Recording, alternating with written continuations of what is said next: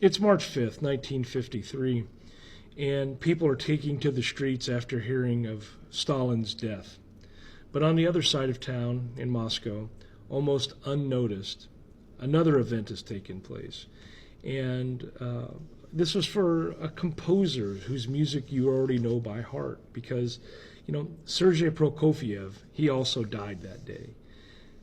I'm Matt Hasquin. I'm a high school history teacher, and I'm taking you line by line through Billy Joel's song, We Didn't Start the Fire. And we've been through Joseph Stalin, Malenkov, Nasser, and now we're to Prokofiev, or as Billy Joel says it, Prokofiev, in order to rhyme it. But I want to take you through the story about Sergei Prokofiev. And he was a prodigy. He was a provocateur. He was a perfectionist. And Prokofiev leaves Russia after the revolution. He was able to dazzle crowds in Paris and New York, and he chooses to return to the Soviet Union in 1936. And you have maybe ask the question, why? You have family, you have audiences. There's the lure of home, and there's a promise that art would have a place in the new state. And Prokofiev, he writes for everyone. For kids in classrooms, he writes Peter and the Wolf, the mini orchestra lesson wearing kind of a fairy tale for clothes. For ballet lovers, he writes Romeo and Juliet, you can hear the thunder of the dance of the knights. For film and for the nation, he writes Alexander Nevsky in 1938 with Eisenstein. You have this blazing brass and the choirs that feel like, almost like they're carved in stone, right?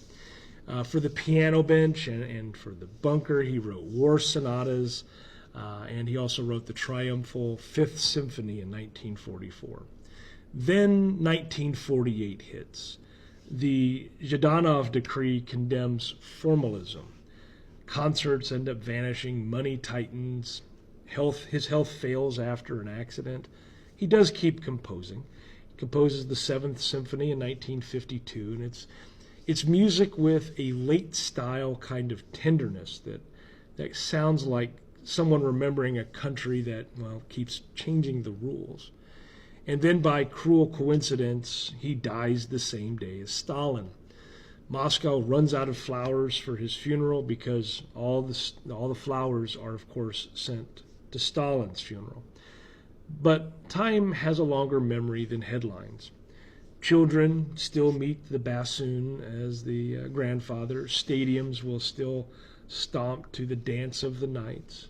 Pianists still square up to the naughty brilliance of his sonatas. Why does Prokofiev matter? Well, Prokofiev in the lyric of the song, or Prokofiev as Billy Joel says it, reminds us that art can outlast the state. Prokofiev was able to navigate, the censorship. He wrote melodies that the street could hum and the conservatory could study.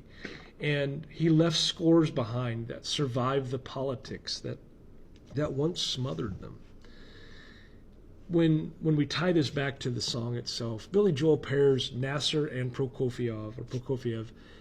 There's a canal that's seized, but then with the death of Prokofiev, the melody has also been seized. And it's two ways that power can work. You have territory and you have culture.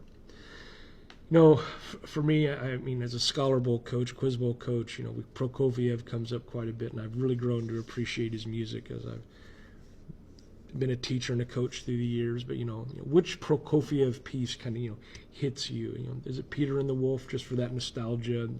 Romeo and Juliet for its brilliance? The Fifth, the War Sonatas? Just leave a comment below. Tell me why. And next, we'll get into this lyric chain, and we'll get into Rockefeller, Campanella, Communist Bloc. Thanks for watching.